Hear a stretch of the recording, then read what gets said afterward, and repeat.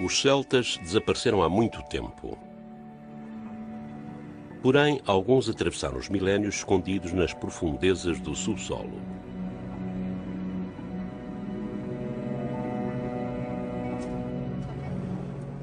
E por vezes, num estaleiro, a pá de uma escavadora faz-los voltar à luz do dia.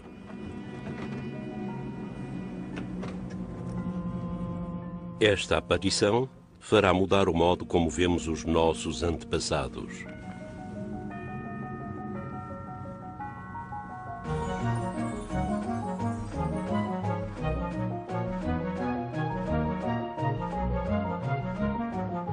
O crepúsculo dos celtas.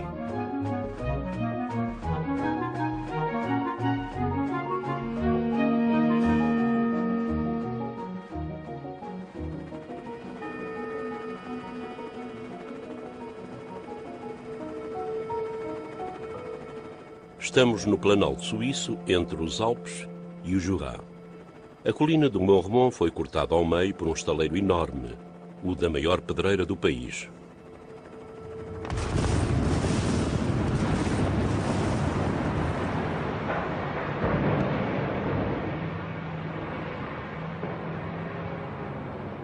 Quando as escavadoras atacam uma pequena elevação no alto da colina, é descoberto um grande número de vestígios arqueológicos de finais da Era Celta.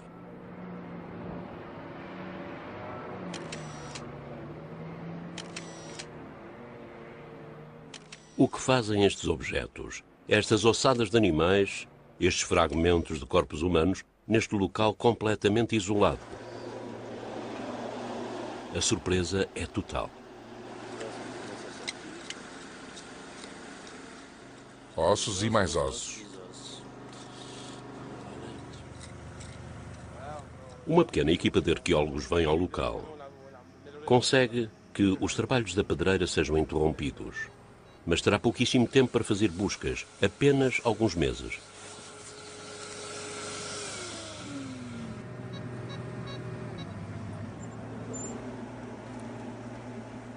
Achei um osso.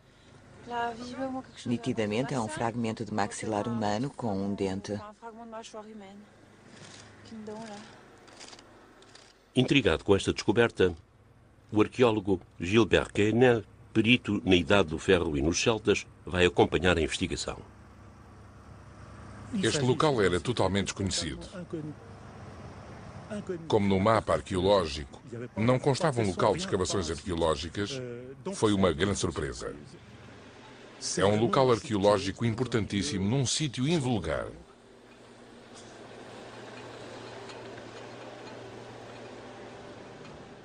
O que vinham os celtas fazer a este pequeno vale perdido? Este local não foi escolhido ao acaso. Está no cimo de uma colina isolada, situada exatamente na linha divisória das águas do Mediterrâneo e do Mar do Norte. Estamos no país dos Helvéticos, no centro do mundo celta. Neste vasto território vivia um mosaico de populações.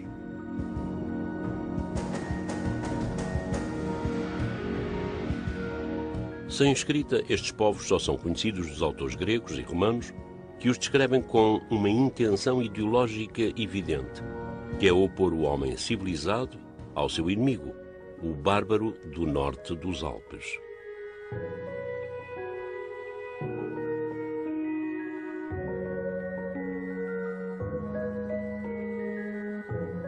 No entanto, foram estes bárbaros que as nações europeias, a partir do século XIX, tomaram como antepassados.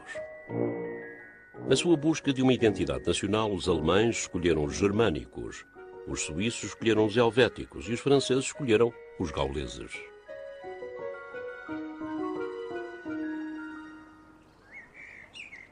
É no Museu Gálico-Romano de Lyon que Gilbert Quesnel inicia a sua investigação.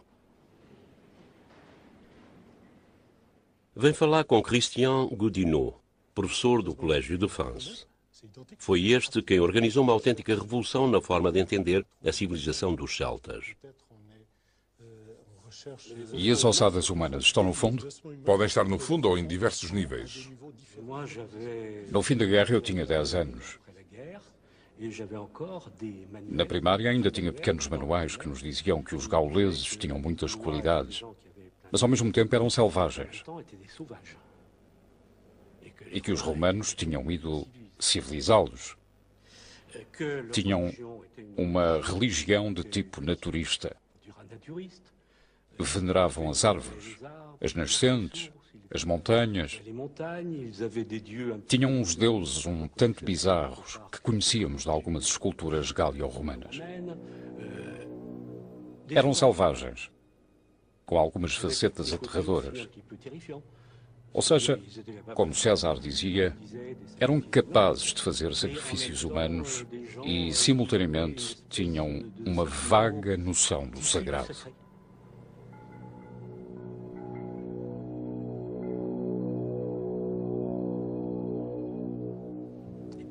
Então, cerca de 1970, 75, houve as grandes escavações no norte da França, em Picardie, onde foram identificados autênticos santuários.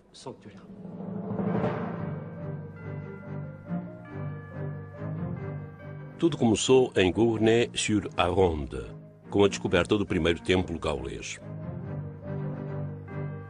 Até aí, ninguém imaginava os celtas capazes de construir um conjunto de edificações consagradas a rituais e a sacrifícios.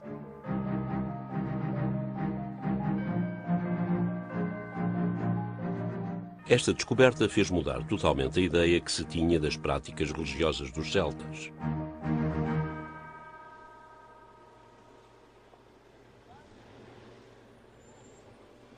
A pergunta que surge de imediato é: o Mormont também era um santuário? Gilbert Canel não tem dúvidas quanto à resposta. Não se trata de um local de habitação, nem de achados domésticos, nem de casas, nem de um celeiro, nem de uma fossa sanitária, nem sequer de um local de vocação funerária, como uma necrópole. Estamos sim num local de culto, num santuário. É de facto o maior santuário do território dos helvéticos e um dos maiores santuários conhecidos do mundo celta.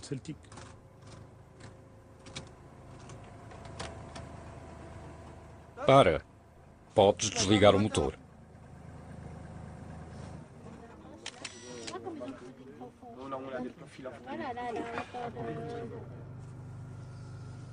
Seria um santuário a céu aberto.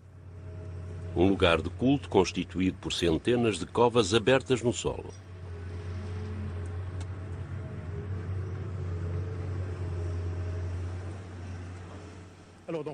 Há cerca de 200 covas com diferentes profundidades. Algumas têm 4 metros de profundidade, outras 1 metro, 1,5 metro, consoante o subsolo. Cada uma tem um conteúdo diferente dos das outras. Isto foi colocado propositadamente no meio da cova. Eles paravam de cavar, faziam qualquer coisa e tapavam. Quanto mais avançamos, mais bem entendo o método de enchimento. Após 280 covas, começamos a compreender. Estas covas são poços com ofrendas. O conteúdo varia de uma para outra. As ofrendas foram colocadas em camadas sucessivas, alternando ossadas e objetos domésticos.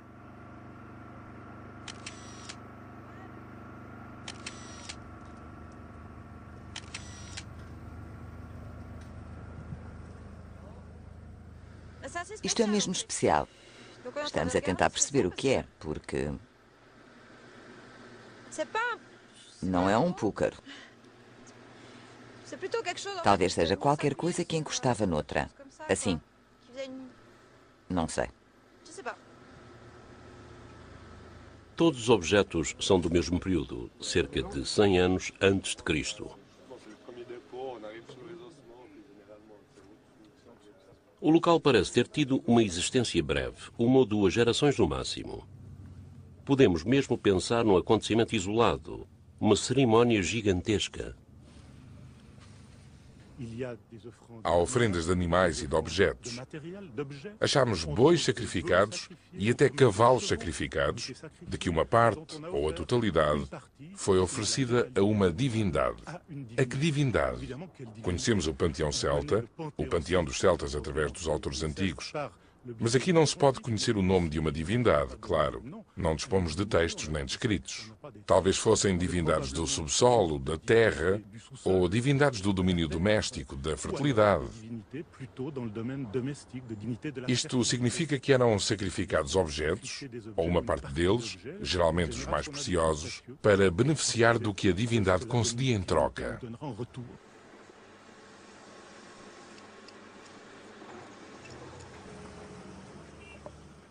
Cada objeto é imediatamente protegido, engessado e levado para um laboratório, onde será submetido a um tratamento sofisticado.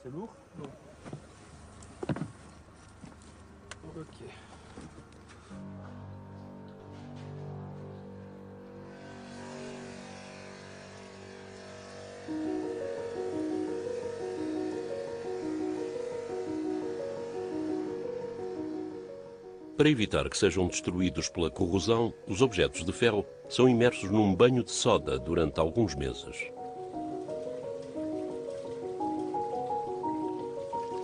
Em seguida, têm de ser identificados um a um. São objetos do dia-a-dia de uma comunidade rural.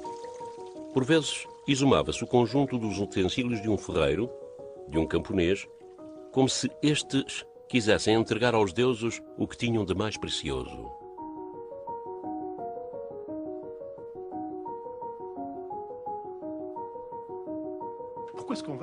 Porque deitariam fora, sacrificariam, no sentido mais lato, que é tornar sagrado, objetos que assim se tornariam inutilizáveis. É o coração da mentalidade das religiões gaulesas que faziam este tipo de sacrifícios, entre aspas.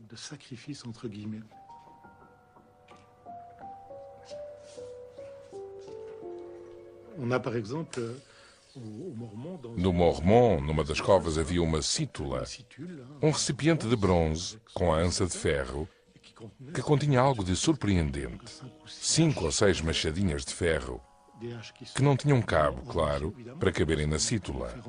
Havia, portanto, todo um conjunto de gestos, antes do último, que era a deposição, o gesto de oferecer, o sacrificar desta riqueza, deste potencial.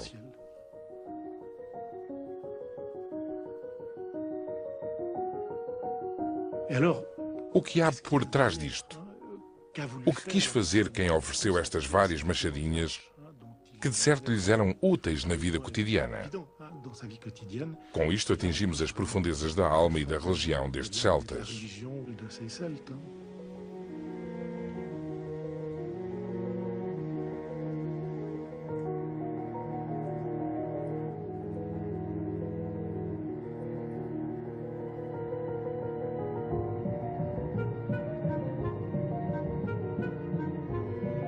Outros santuários já tinham revelado práticas semelhantes à do Mormon. Na corte de um templo gaulês descoberto em Auvergne, em Corran, estavam os restos de mais de 19.000 ânforas de vinho. Supõe-se que banquetes gigantescos, acompanhados de sacrifícios rituais, reunissem milhares de pessoas.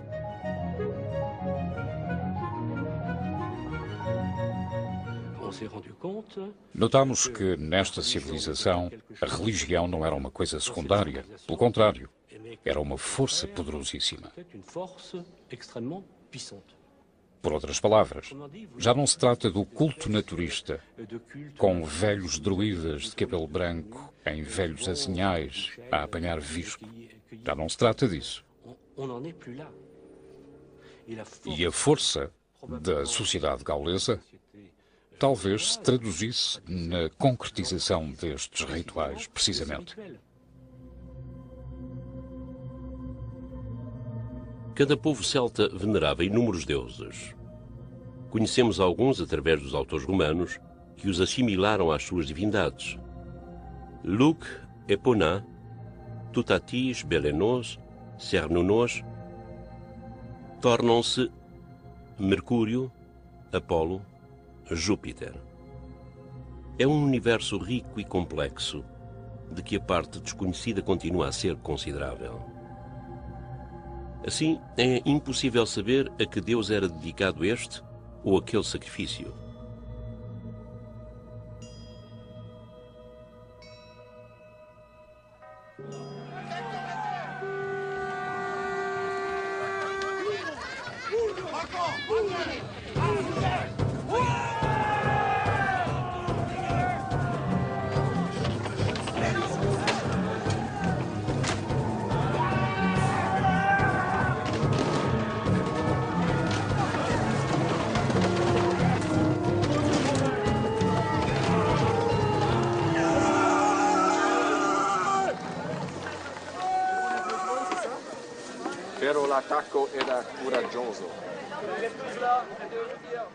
Estamos na base de uma muralha atribuída aos helvéticos.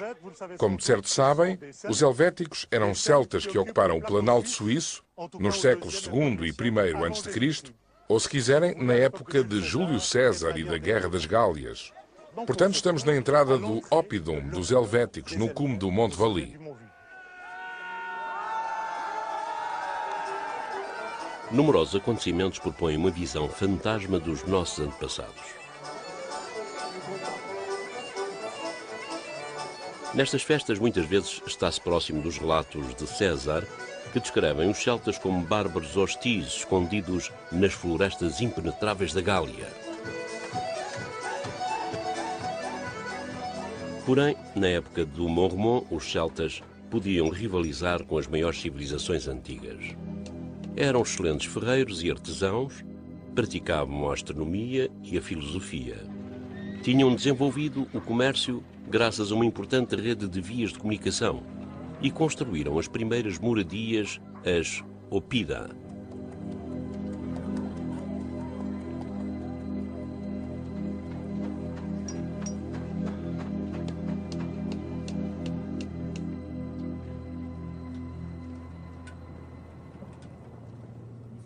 No Mormon, para grande surpresa dos escavadores, são descobertos esqueletos inteiros de animais de grande porte. Cavalos que foram atirados de cabeça para uma das covas. O que disseste que era isto? Esse é mais pequeno. Era um cavalo pequeno e um cavalo grande. Não sabemos nada. Mas a forma da queixada é um tanto diferente, não? É preciso comparar com as vacas. Estes animais foram mortos antes de serem atirados para a cova. A que se deveu isto?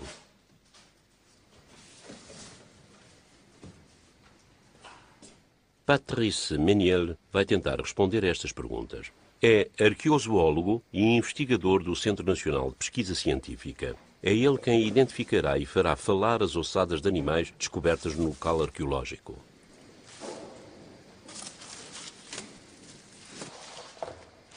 Número 37.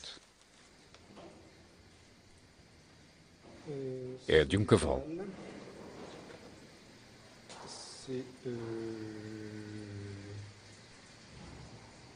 É lombar.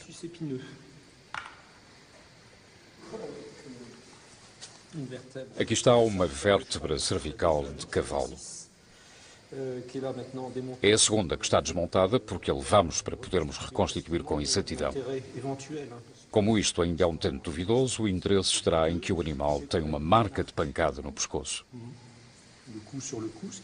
O que talvez indique que foi morto intencionalmente. Há muitos casos de santuários em que os animais foram abatidos com uma machadada na cabeça e outros em que os animais foram sangrados, ou seja, o pescoço foi cortado com maior ou menor violência. Portanto, havia práticas nitidamente diferentes. E quando era um sacrifício, matar era um momento primordial dessas práticas, claro.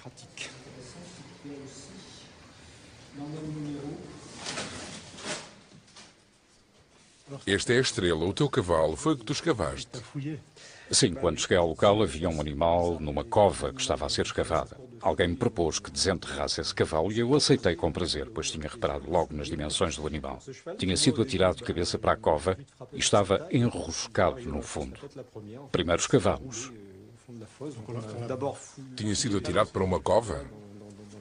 Desenterramos primeiro os quartos traseiros e fomos descendo. O crânio foi a última peça que desmontamos.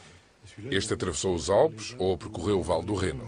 Sim, trata-se de algo que não é daqui. Também os conhecemos através de César, que dizia que os gauleses eram apaixonados pelos cavalos e punham qualquer preço num cavalo de importação, tal como atualmente se põe qualquer preço num carro de importação italiana, para falarmos da mesma origem. Ou seja, nitidamente estes animais pertenciam a uma aristocracia.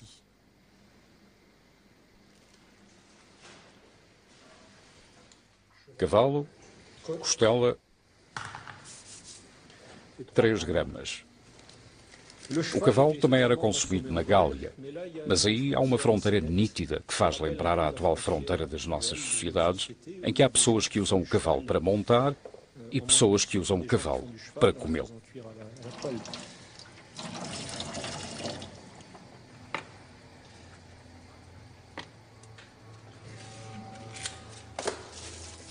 Os arqueólogos já exumaram mais de 17 mil ossadas de boi, de cavalo, de porco, de cabra e de carneiro, essencialmente animais domésticos.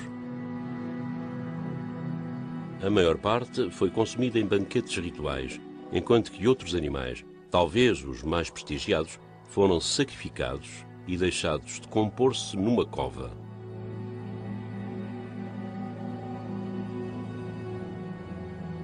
Este ritual consiste em deixar os cadáveres decompor-se para que a terra receba os fluidos do corpo. Uma maneira de alimentar as divindades do subsolo com a carne sacrificada das vítimas.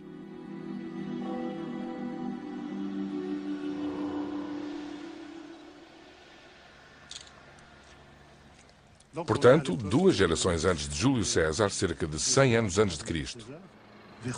Vamos representar o sacrifício de um animal, de um cavalo. Está bem. A minha hipótese é que, talvez logo após o sacrifício, o cavalo foi degolado. Sim, não há aí uma certa dose de imaginação? Há uma grande dose de imaginação.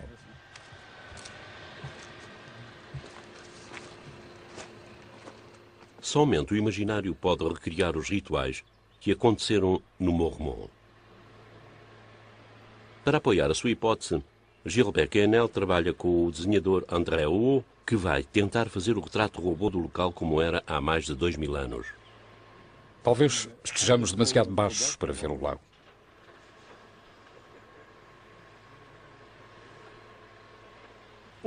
Arrisquemos uma situação hipotética. Vamos pôr em imagens os objetos, os rituais e os gestos que pretendemos reconstituir. Tem de haver um recinto. No interior, algumas pessoas abrem uma cova, prepara-se o local para o sacrifício e as ofrendas às divindades. E agora tem de haver algures um altar em que se sacrificarão os animais e a seguir vai-se consagrá-los à divindade.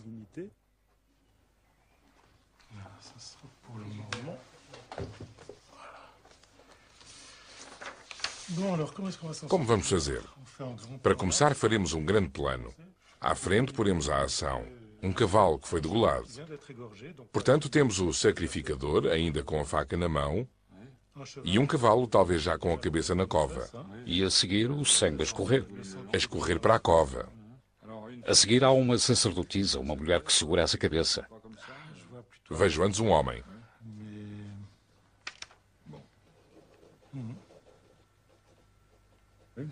Talvez ainda tenha na mão. A faca. A faca. Lembrei-me de pormos 1 ou 2 animais vivos, uma ovelha e um porco, por exemplo, Que seriam presos pelas patas? colocados perto para outras práticas de culto. Temos de ir longe, de inventar com consciência, mas também com ousadia.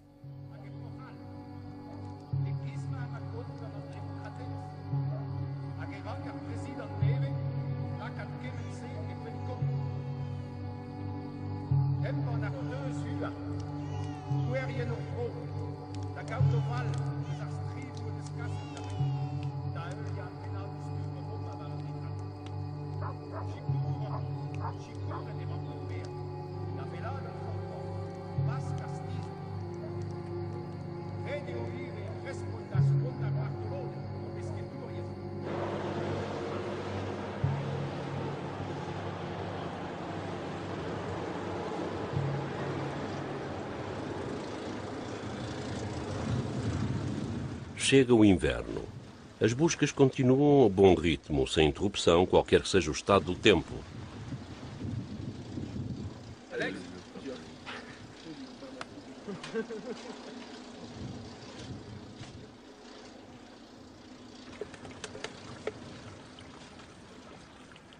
A equipa dos escavadores é constituída por 10 alunos de arqueologia.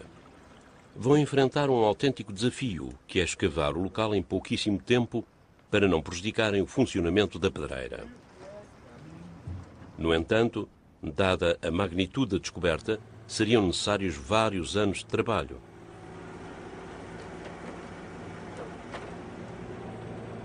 Eduard Dietrich dirige uma equipa a braços com uma tarefa dificultada pelas condições meteorológicas, pelo frio e pela lama, assim como pelo número crescente de descobertas.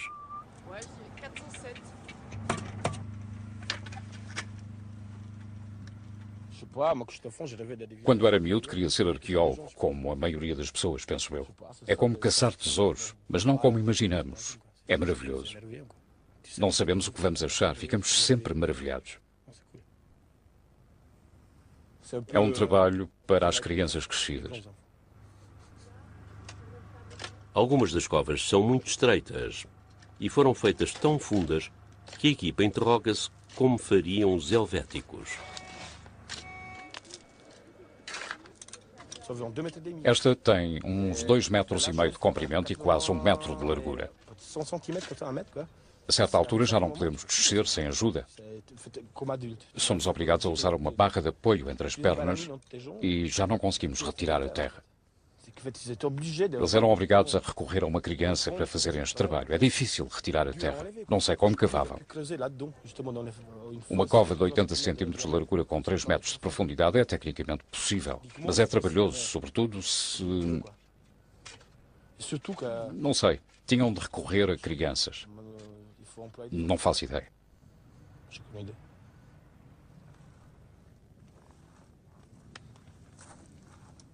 Se isto é um crânio, está muito danificado. Está muito mal conservado. É um crânio humano? Parece, mas não sei.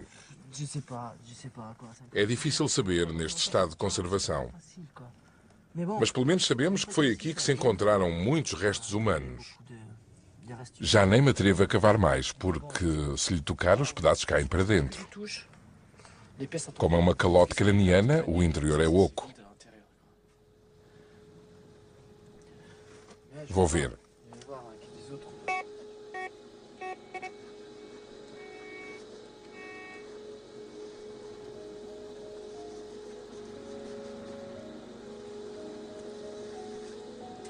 Inicia-se a exploração de uma nova zona. Surgem numerosos fragmentos de corpos humanos.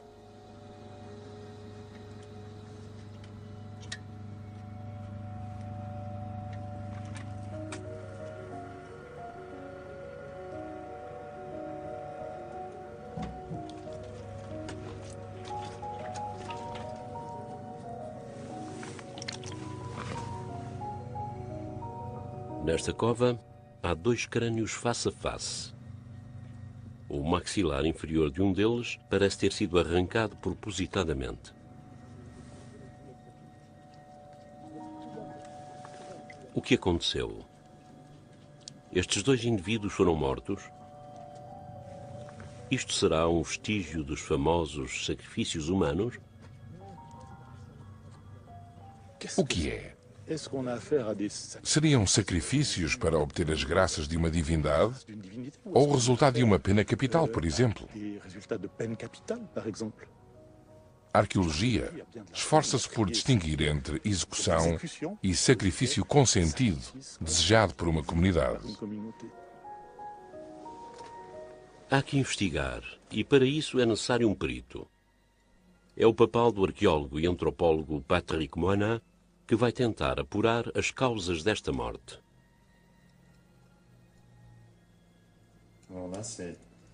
É engraçado, pois podemos imaginar que esta cabeça foi atirada para uma cova, com a carne em redor, talvez com os cabelos, e com uma parte do pescoço ainda conservada.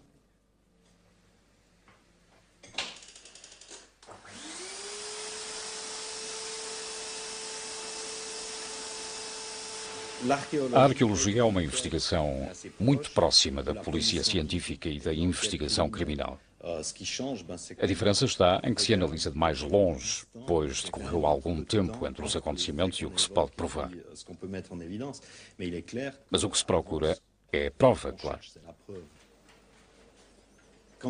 Quando pegamos neste crânio, vemos no alto um primeiro vestígio comprido e estreito que corta toda a matéria óssea. É quase de certeza uma espadeirada ou um golpe cortante no alto do crânio. Não posso dizer que esta espadeirada de certeza o matou, mas é bem certo que nos momentos logo depois ou logo antes da morte, golpearam-no e tiraram-lhe o maxilar inferior para terem um troféu, com o que ficou um crânio sem queixo e com um coto do pescoço.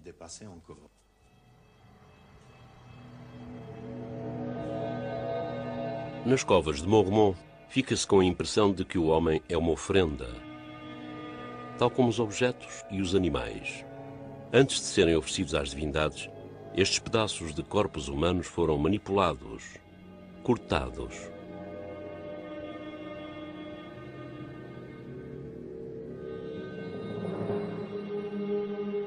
Estas práticas relembram os textos romanos ou gregos que estigmatizavam a barbárie dos sacrifícios gauleses. Caímos no mito do selvagem capaz de tudo, como esfolar animais, até humanos, do modo mais horrível. Algo que nós, homens modernos, dificilmente suportamos. Mas a que se deve isto? Deve-se a esse fenómeno de identificação aos nossos antepassados. Enquanto não nos livrarmos desta espécie de continuidade, de linhagem, sentiremos esta espécie de autocensura.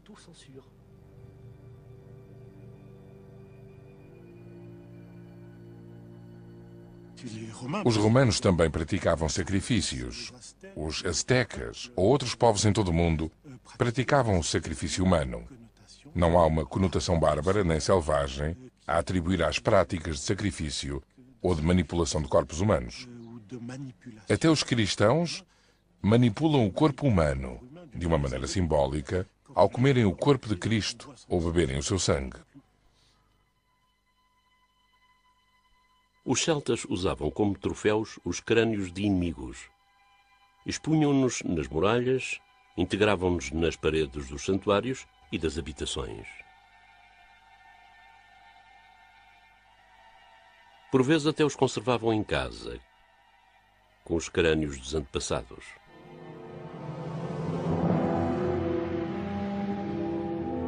No norte da França, descobriu-se outro exemplo de tratamento ritual dos corpos humanos. A seguir a uma batalha importante, os cadáveres decapitados de 60 guerreiros foram expostos num altar. Talvez se trate de cerimónias funerárias celestes. As aves limpavam os esqueletos e levavam assim a alma das vítimas para o paraíso merecido através da morte heroica.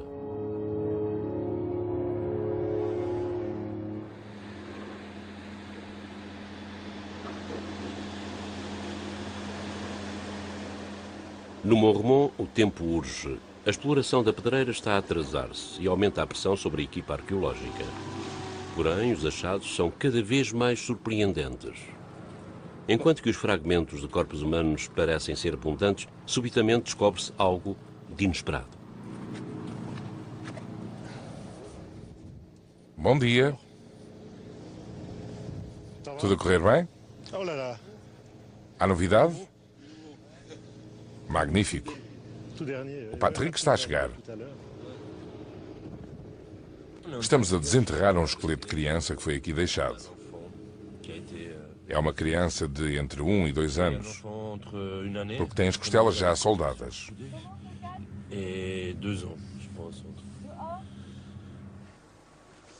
Estas coisas são cada vez mais fundas. Temos de imaginar que as covas começavam 2 metros mais acima do que aqui. A criança está nessa. Aqui há vários ossos pequenos, talvez pequenas falanges. Meu Deus. Um pedaço do antebraço direito. Sim, mas só resta isto do antebraço. É o antebraço cortado. Os rituais que eles deviam fazer. Nem me atrevo a pensar nisso. Onde estão os dentes? Aqui. Sim. Isto é um dente. Tens um utensílio pequeno para retirá-lo? É um primeiro molar. Isto dá quantos anos? 5 ou 6? Sim, já temos alguns com essa idade. Achamos crianças pequenas de até 1 ano, crianças de 4, 5 e 6 anos, que não é habitual encontrarmos, e ainda menos neste contexto. Mais concretamente, há uma criança de 5 anos que terá sido atirada para um poço. Tem os braços afastados, a cabeça baixa, as pernas erguidas. Ficamos com a impressão de que não lhe deram uma sepultura e, na verdade, se virmos bem este jazigo, notaremos que se teve algum cuidado. Até há ofrendas, o que faz pensar que não seja algo de totalmente brutal e gratuito.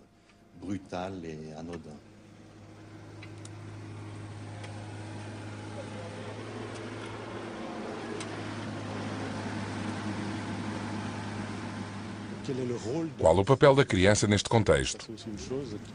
Isto também merece uma análise mais pormenorizada. Há aqui várias crianças de tenra idade.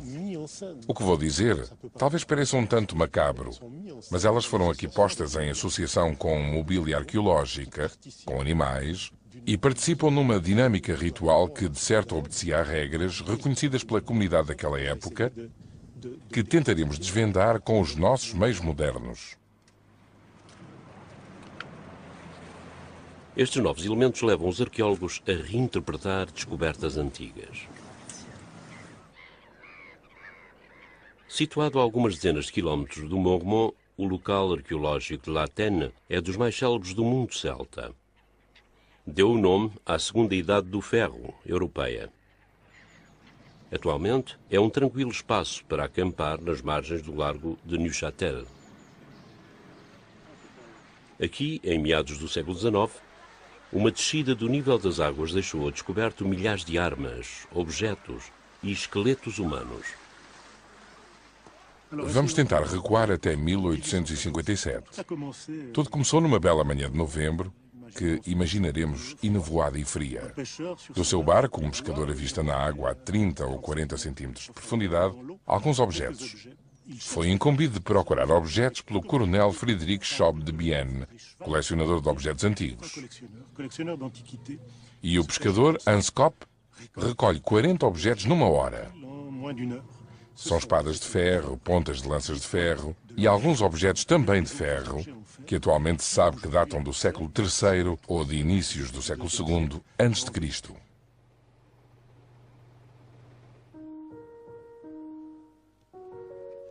Durante decénios, muitos amadores e colecionadores vieram abastecer-se nesta escavação a céu aberto, e os objetos de La Tène estão espalhados por todo o mundo.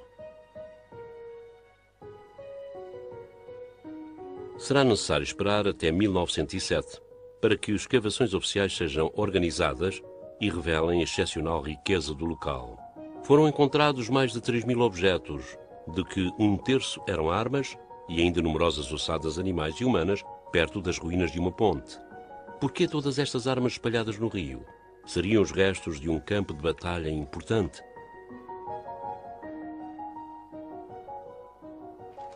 É melhor calçarmos luvas brancas. Para explicar o que realmente aconteceu neste local, há 2.300 anos, Gilbert Canel e a sua equipa esboçam uma nova situação hipotética. A investigação foi confiada à jovem arqueóloga Gianna Reginelli Servet. Eles desenhavam as pontas das lanças, os ferros das lanças, com o cabo. Sim, porque foram encontradas com o cabo, que foi encontrado inteiro. Aconteceu o mesmo com a madeira dos escudos. Está aqui um pequeno crânio. Um pequeno crânio. É um dos indivíduos. Sim. Quando o escavador encontrava isto, o que dizia? Que era de uma batalha, de um campo de batalha? Surge periodicamente na descrição? Surge muitas vezes, sobretudo ao descreverem o estado das espadas ou dos escudos, por exemplo.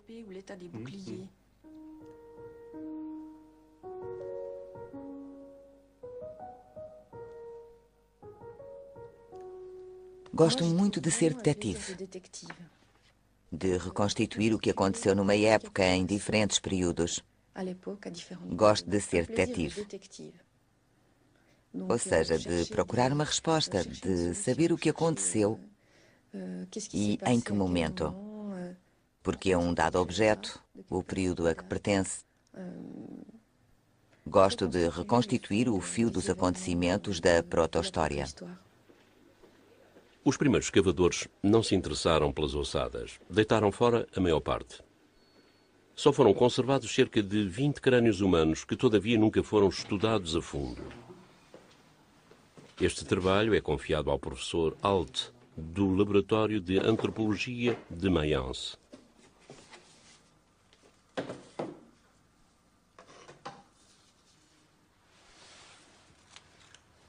Depressa apura que metade destes crânios é de mulheres e crianças.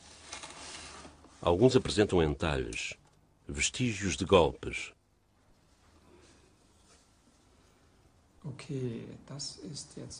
Aqui está o crânio.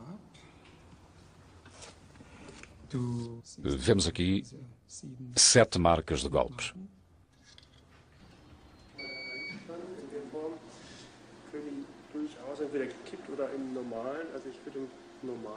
Os vestígios descobertos no lago fizeram pensar que se trataria de um campo de batalha, claro.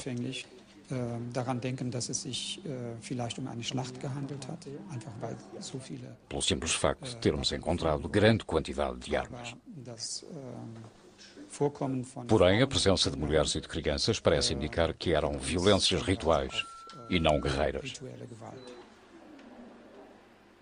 Achamos particularidades chamadas epigenéticas, características de quem pertence ao mesmo grupo da população.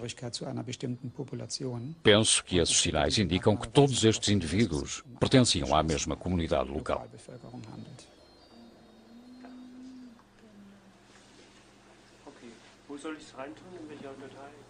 Estas análises provam que os esqueletos de Latene não são de guerreiros inimigos. Estes despojos humanos eram ofrendas. Estavam expostos numa ponte, uma espécie de altar, com armas e outros objetos. Tal como Mormon, Latene era de certo um lugar de culto, talvez dedicado a divindades guerreiras.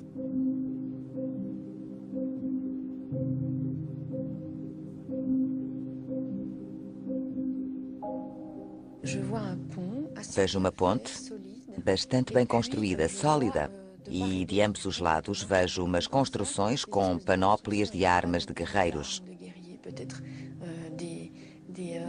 Talvez bocados de esqueletos humanos, partes de esqueletos de animais, coisas assim que sejam um tanto aterradoras. E vejo pessoas a ir lá com respeito, na intenção de entrar em contacto com deuses. Vejo pessoas a chegar com objetos. Não vão de mãos vazias. Vão à Latene com algo que talvez lhes seja muito precioso. A seguir, imagino um lugar de culto abandonado, por ter deixado de estar em voga, por terem chegado os romanos, que escorraçam as religiões dos antecessores.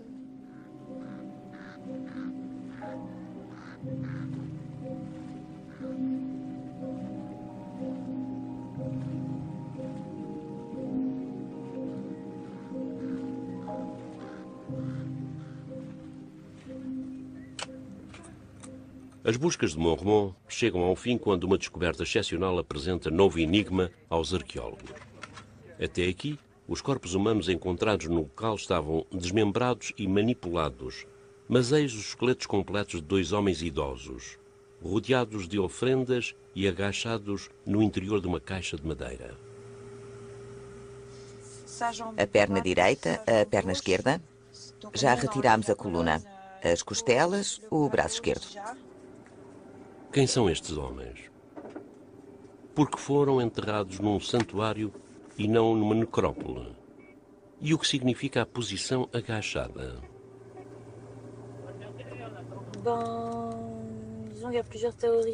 Digamos que há várias teorias a circular e de 10 em 10 minutos surge mais uma. De facto, não é muito vulgar pôr alguém sentado num buraco. Para já vamos escavar e depois documentaremos. Já foram descobertos noutros locais homens enterrados na posição agachada, mas até aí pensava-se que fossem criminosos condenados à morte. A descoberta do Mormon parece indicar outra pista. E se, pelo contrário, fosse uma personagem importante da comunidade? Uma personagem cujo estatuto privilegiado explicasse a sua presença neste local sagrado. Talvez um dos famosos druidas?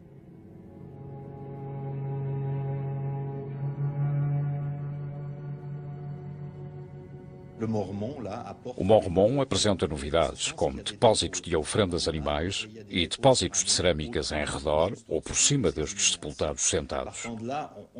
A partir daí já não podemos pensar num sacrifício, nem em alguém de um estrato mais baixo da sociedade. Estamos forçosamente perante pessoas com um certo poder ou com uma certa aura nesta sociedade. Não quero dizer-vos que são druidas, mas gostaria muito de prová-lo. Porém, sem ter algo de mais concreto, não poderei fazê-lo. E isso vai alimentar o sonho ou também uma investigação que é muito mais precisa. A dificuldade está em separar a investigação do sonho.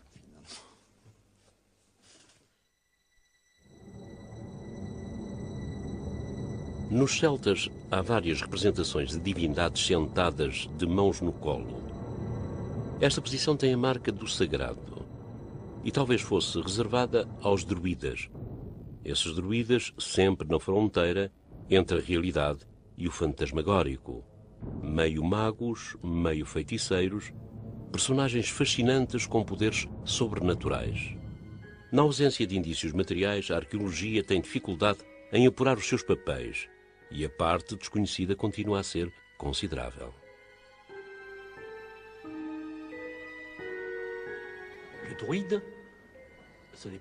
O druida não é um padre membro de um clero, mas sim um grande aristocrata que se dedicou a um certo número de tarefas ligadas ao conhecimento, à organização dos cultos, e com uma cultura tal, provavelmente do tipo astronómico, que tem sobre os concidadãos uma influência, uma aura invulgar. Mas, ao mesmo tempo, ele é membro da aristocracia.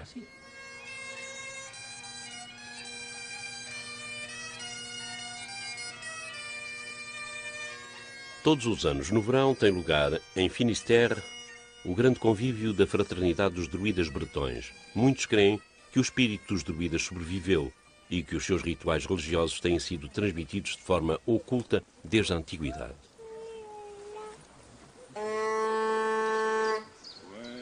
Mas poder-se-á estabelecer uma relação entre os homens agachados de Mormont e os neodruidas bretões?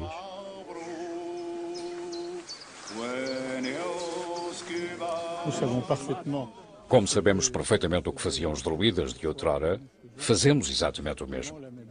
Contrariamente aos historiadores e arqueólogos, acreditamos na perenidade do pensamento druida.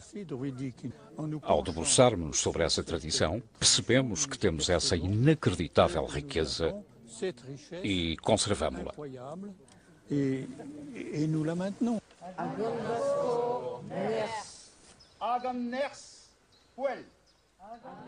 Portanto, a tradição foi passada através dos druidas e de outros transmissores dessa cultura ancestral, mas com matizes de culturas gálico-romanas, de culturas romanas, do cristianismo.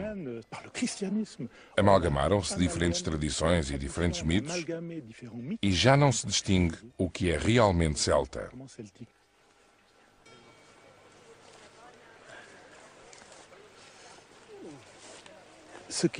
O mais inquietante é fazer crer que essas tradições que são reconstituídas correspondem à realidade arqueológica do passado. E isso não temos meio algum de determinar. Falta-nos um elo de 1 ou 2 milénios para tentarmos estabelecer essa ligação. E, na minha opinião, nunca conseguiremos. Portanto, temos de entender que estamos na ficção. Isto não corresponde à realidade, ou pelo menos a alguns aspectos desta, que os arqueólogos procuram penosamente reconstituir ao ritmo das buscas e do progresso dos trabalhos. Por enquanto, os druidas de Mormont conservam todos os seus mistérios.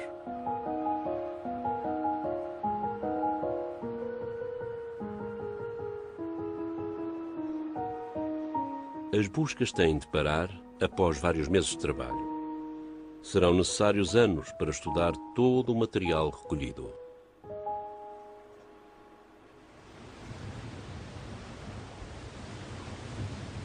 Os santuários de La Tène e de Mormont vão ensinar-nos um pouco mais acerca destes antepassados cujos deuses não resistiram nem a Roma, nem à cristianização.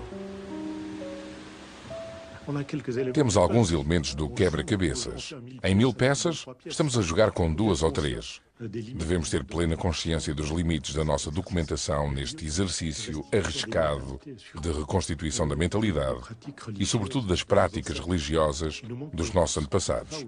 Falta-nos tudo o que as rodeia, tudo o que lhes dá forma. Ou seja, as crenças e os códigos dessas gentes de finais da Idade do Ferro, estes helvéticos, neste caso concreto. Na colina de Mormont, a exploração da pedreira fez valer os seus direitos. Um dos maiores santuários do mundo celta vai desaparecer para sempre. O que pensariam os helvéticos da destruição da sua colina sagrada?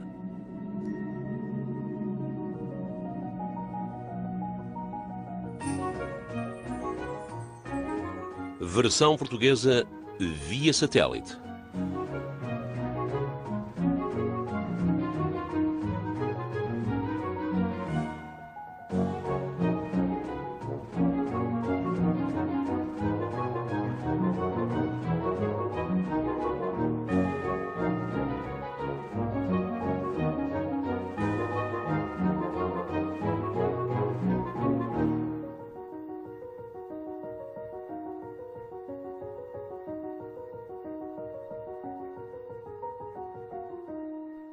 Que nos diziam que os gauleses tinham muitas qualidades, mas ao mesmo tempo eram selvagens.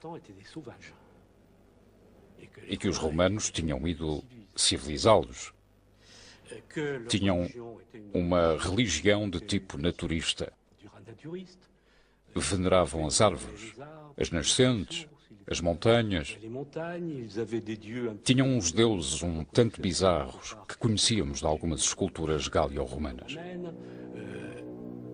Eram selvagens, com algumas facetas aterradoras. Ou seja, como César dizia, eram capazes de fazer sacrifícios humanos e, simultaneamente, tinham uma vaga noção do sagrado.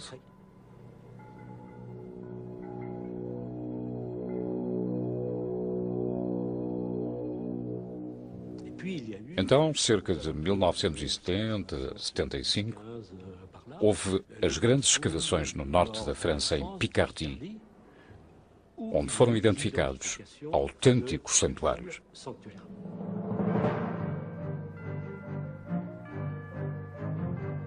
Tudo começou em Gournay-sur-Aronde, com a descoberta do primeiro templo gaulês. Até aí, ninguém imaginava os celtas capazes de construir um conjunto de edificações consagradas a rituais e a sacrifícios.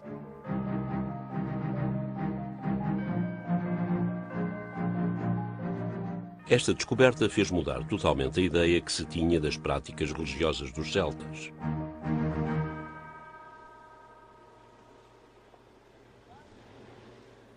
Lhe ao acaso, está no cimo de uma colina isolada, situada exatamente na linha divisória das águas do Mediterrâneo e do Mar do Norte.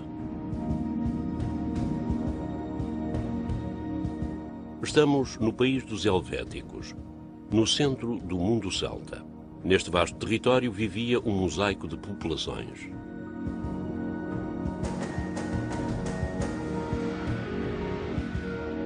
Sem escrita, estes povos só são conhecidos dos autores gregos e romanos, que os descrevem com uma intenção ideológica evidente, que é opor o homem civilizado ao seu inimigo, o bárbaro do norte dos Alpes.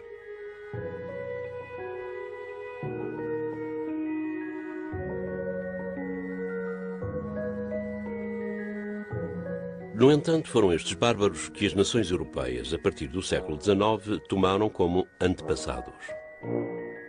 Na sua busca de uma identidade nacional, os alemães escolheram os germânicos, os suíços escolheram os helvéticos e os franceses escolheram os gauleses.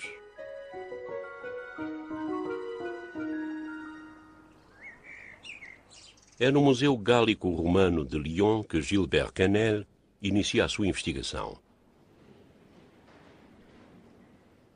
Vem falar com Christian Goudineau, professor do Colégio de France.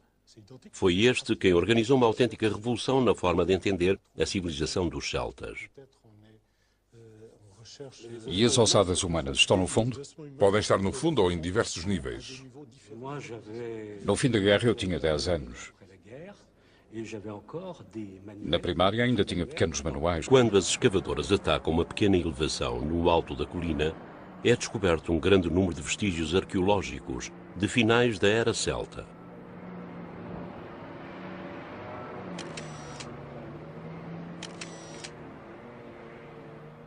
O que fazem estes objetos, estas ossadas de animais, estes fragmentos de corpos humanos, neste local completamente isolado? A surpresa é total. Ossos e mais ossos. Uma pequena equipa de arqueólogos vem ao local. Consegue que os trabalhos da pedreira sejam interrompidos, mas terá pouquíssimo tempo para fazer buscas, apenas alguns meses.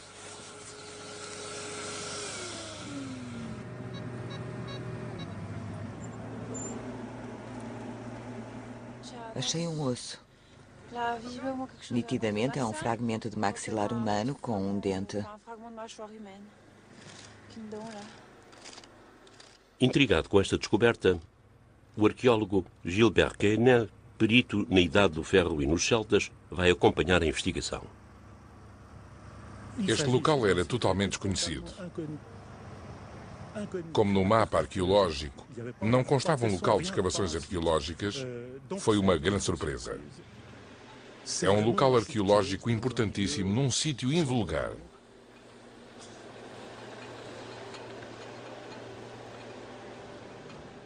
O que vinham os celtas fazer a este pequeno vale perdido? Este local não foi escolhido.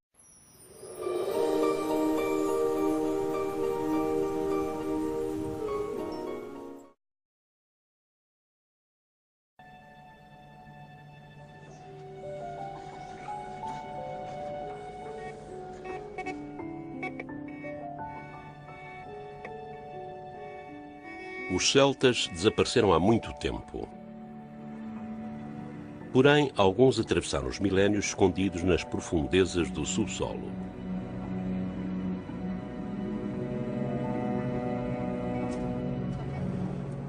E por vezes, num estaleiro, a pá de uma escavadora faz-los voltar à luz do dia.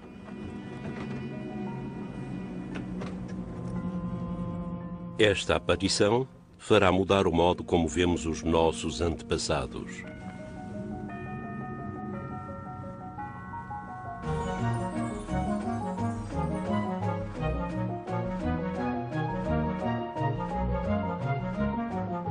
O crepúsculo dos celtas.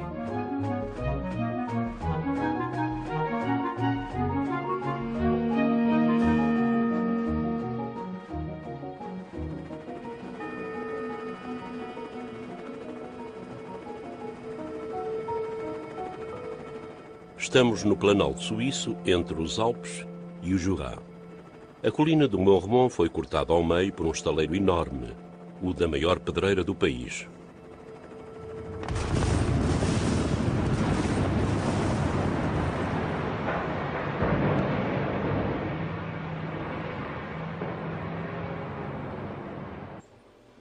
A pergunta que surge de imediato é: o Mormont também era um santuário?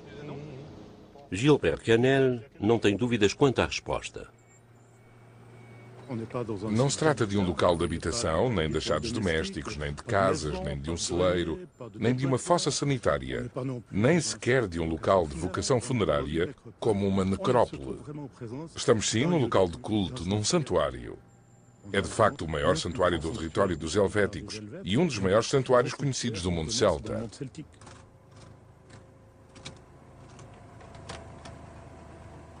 Para. Podes desligar o motor.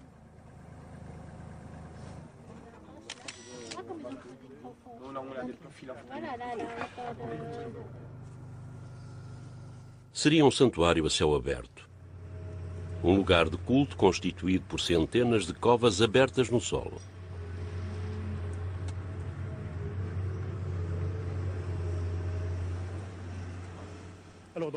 Há cerca de 200 covas com diferentes profundidades. Algumas têm 4 metros de profundidade, outras 1 metro, 1,5 metro, consoante o subsolo. Cada uma tem um conteúdo diferente dos das outras. Isto foi colocado propositadamente no meio da cova. Eles paravam de cavar, faziam qualquer coisa e tapavam. Quanto mais avançamos, mais bem entendo o método de enchimento. Após 280 covas, começamos a compreender. Estas covas são poços com ofrendas.